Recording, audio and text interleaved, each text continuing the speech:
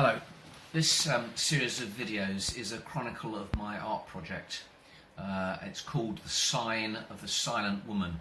Over the course of about a year, I'm going to construct a model of a timber-framed inn, which was going to be part medieval and part medieval fantasy. But before I begin showing you the build, I'm going to take advantage of where I live, which is near Rugby in Warwickshire. And the reason for doing that is because of an awful lot of attempts I see at model medieval and Tudor buildings that make me go, ooh, if only you'd actually gone and had a look and seen what they actually look like, perhaps your build would be different. So come with me and we'll go out and about, and if nothing else it will be cathartic for me to explain to you, in the tradition of YouTube videos, the one thing you're doing wrong. So I think it's an advert, so it should be the one thing you're doing wrongly. There's another thing. And we're going to start here. This is Bilton, which is 5 miles from where I live, and it was once a village. Must have been a lovely place once, but it's now dominated by this ever busy, incredibly noisy road. And we're going to look at this building here, which is Old Granny's sandwich shop. Just going to have a closer look. Medieval frame, and we've got tremendously wonderful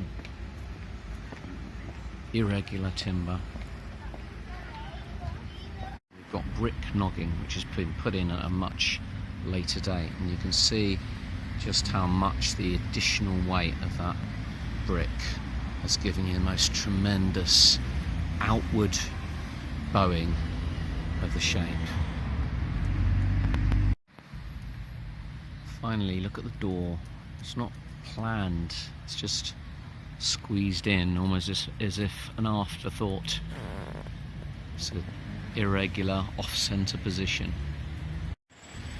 This is the base of an ancient medieval cross with old grannies looking very, very nice in the late winter crocuses and the first bit of sunshine we've had all year. I'm in Coventry because I had to collect a painting I was exhibiting from the museum, and just opposite is this building. I couldn't resist showing you.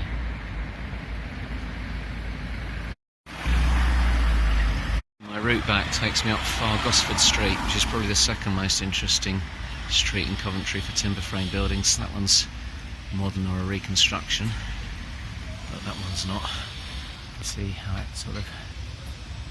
the building sort of breaks its back as it turns up the hill. And then there's an account in the Second World War of somebody in this street as a child seeing a Spitfire come along it and strafe the streets in the raids on Coventry. This is Binley in Coventry, and it's 6 miles from where I live, and I'm going to show you one of my favourite buildings in the whole world, and it's there.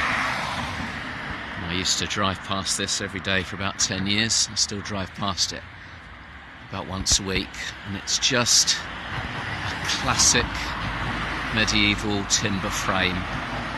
Perfect textbook. Some people wouldn't like that because they'd say it's chocolate boxy, but it isn't. It's just what it is. It's the real thing, the real McCoy. And astonishingly, have a look at what's next to it. And even today, even the sun is trying to obliterate what's next to it, because next to it is this monster of a utilitarian 1960s working men's club.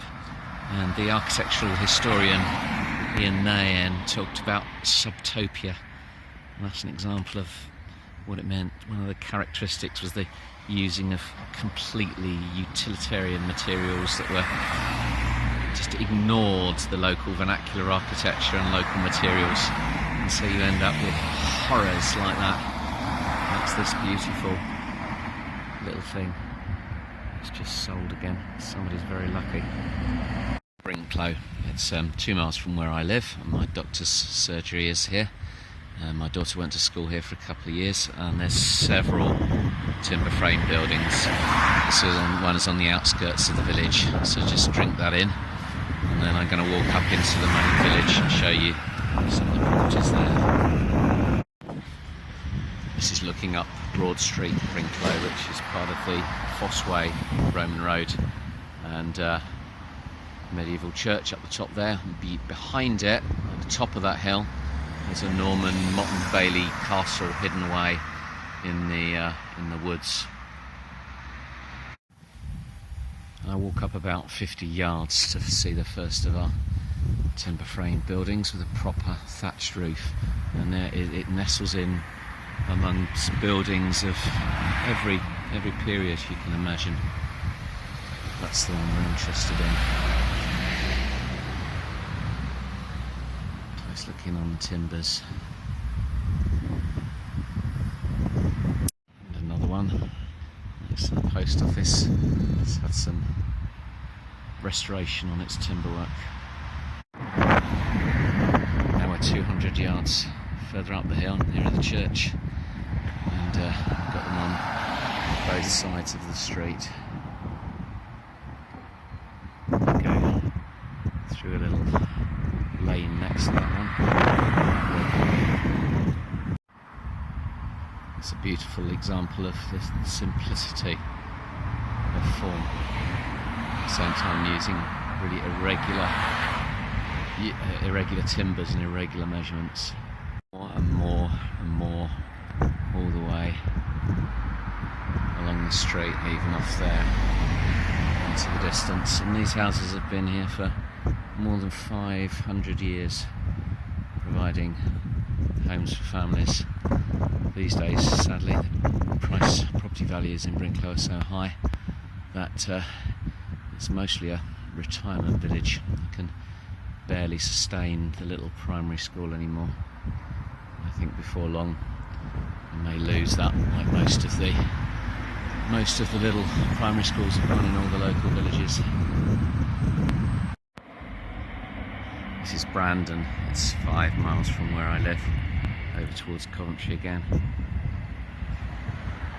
A bit hard to see this one because I've discovered a high footpath, but there's also a hedge. Here's a much better viewpoint.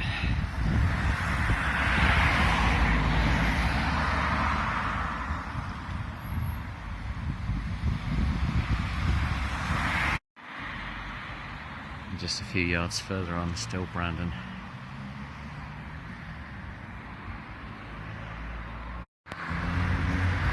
So we've done Bilton, and we've done Binley, and we've done Brinklow, and we've done Brandon. And this, ridiculously, because the Anglo-Saxons who lived in this part of Mercia seem to have liked the letter B, this is Bretford. This is the last village I'm going to show you, and this is on the Fossway, and that bridge there is 13th century. Apparently it's not really worth looking at, but if you climb down underneath, which we're not going to do, you can see that it's still got its medieval piers. It's been knocked and bashed by thousands of lorries in the last 100 years, I think. And as we come along it, let's have a look at that one. That's another one of my favourites. That pretty little building there has been watching over the traffic on the Fossway for the last 500 years, at least, of the 2,000 years that it's been here.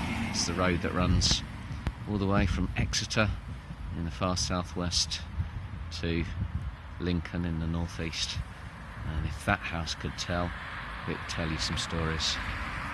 Being painted a jolly mustard colour, and they've preserved the historic phone box with a little bit of credit to the 1920s. It's actually got a jetty. You don't see those very often in villages. they're in towns, and they're to do with maximising the land value, because you paid for the footprint of the land that the house covered and you were taxed on that. You usually only see that in towns, but here it's in a village for some reason, partly as a stylistic feature. Little row across the street, one of its timber framed units still intact, and it's just such a pretty thing. Well, it's late April and I'm back in Coventry. We're going to Spon Street, but just on the walk from the car park to Spon Street there's a building that I hadn't intended to film. This is Binley Hospital. It was never a hospital, but it was always a I guess what we'd call an old people's home, a hospice. And much of Coventry city centre was bombed by the Luftwaffe in 1940, but more damage was done to its medieval buildings by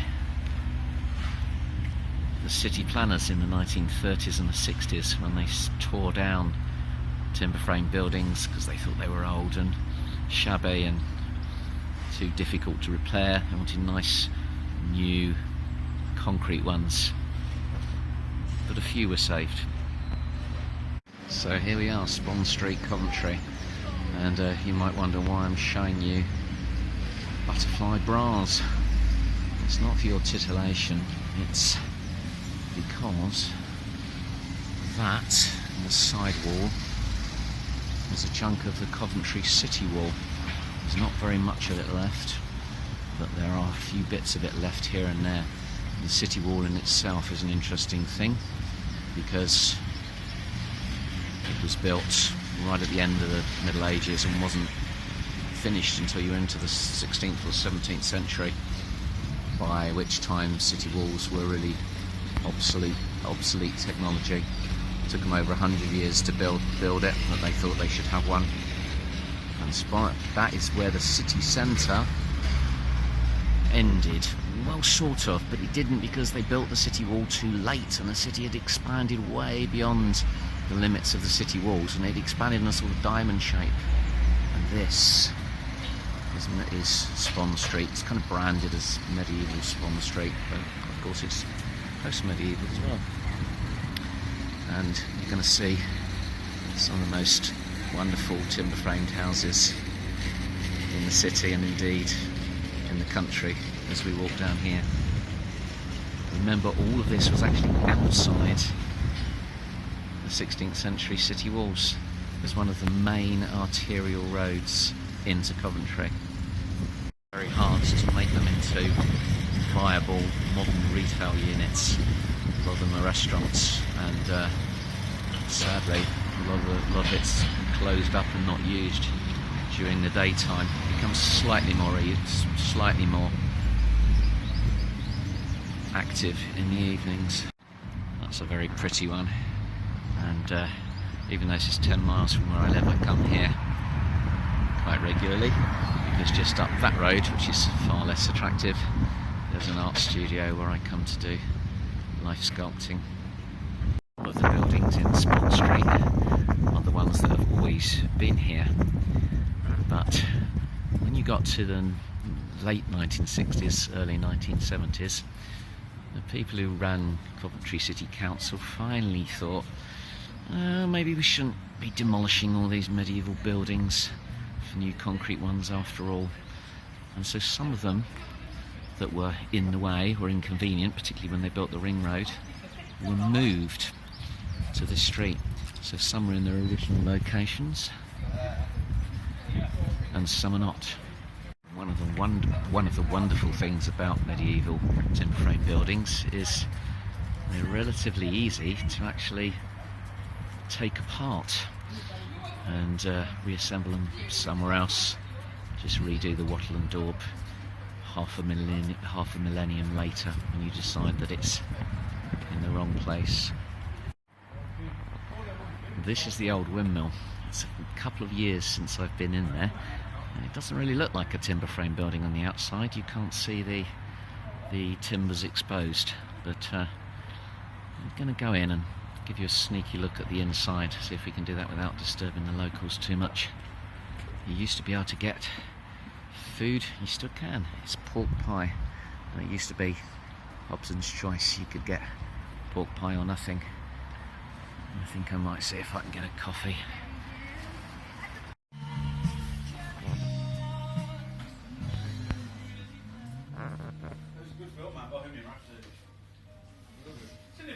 No.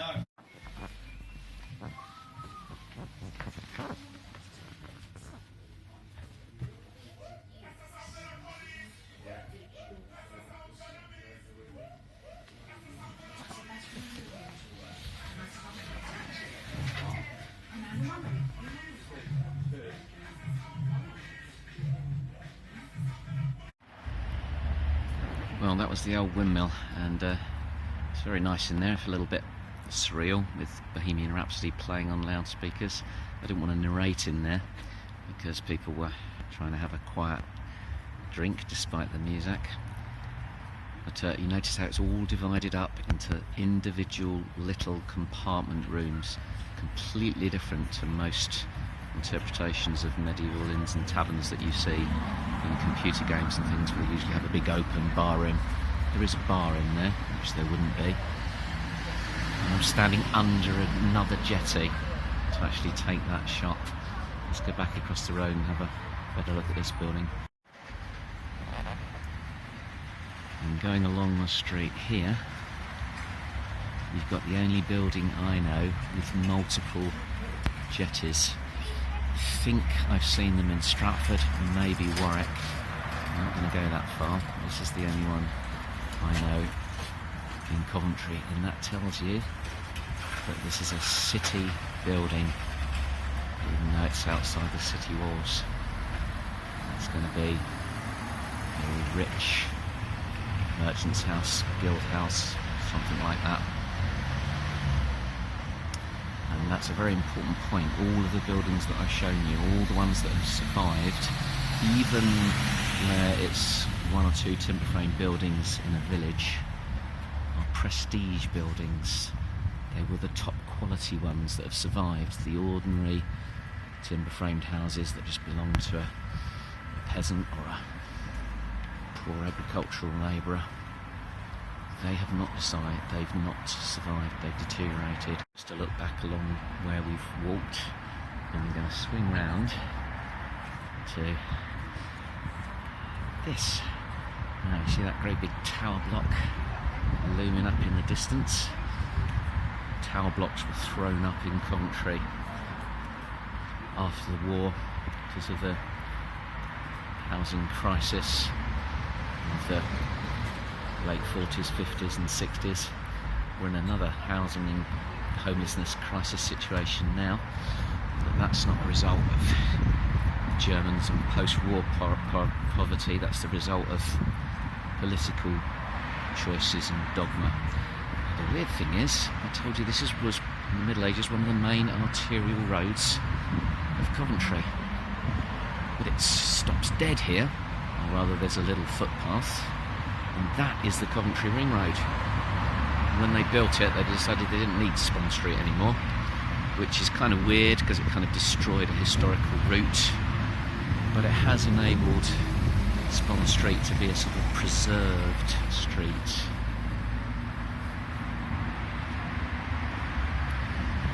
I'm going to find the footpath and walk under the horror of the Ring Road, and we're going to walk along and see one more bit of old Spon Street that is completely detached and separated now from the part we walked along. You can only get there on foot. Well, you could get there by road, but it would be a very long, circuitous and difficult drive, because the Coventry Ring Road is one of the most horrendous and insane pieces of road design ever invented. So we've got away from that horror by walking under the subway, which is only used by pedestrians and cyclists. And there's the tower block, and this is the next stretch of medieval Spon Street. It's not very medieval, is it? But we're going to keep walking because there's more in the distance beyond those trees. Beyond those trees, but just before those trees. See those buildings there in the centre of the picture? That's where we're going. And this area of the city is called Spon End because it's at the end of Spon Street, I suppose, and it is one of the less prosperous areas of the city, and it always has been since the Middle Ages. There are records. To my horror, the building that I wanted to show you is that one there. It's on the scaffolding. It's called the Weaver's Cottage, and it has been stripped back to its actual medieval timbers, and it's open a few times a year, but it's not opened by the council. It's opened by volunteers, which is only like a few Saturdays a year, and it's got a beautiful medieval garden at the back, and you can actually see there's actually a loom in one of the upper rooms, and when it's open it's a really fantastic place to visit. I have no idea why it's under scaffolding. The whole of the row is historic, and it's been restored. Even though the shops are in use, they've been restored to look like shops of different periods. Under its brickwork, the entire row is a 15th century medieval row, and it's pretty much unique. Disappointed it's under scaffolding, but there you go. A lot of work goes into preserving them and keeping them right. That's Spon Street.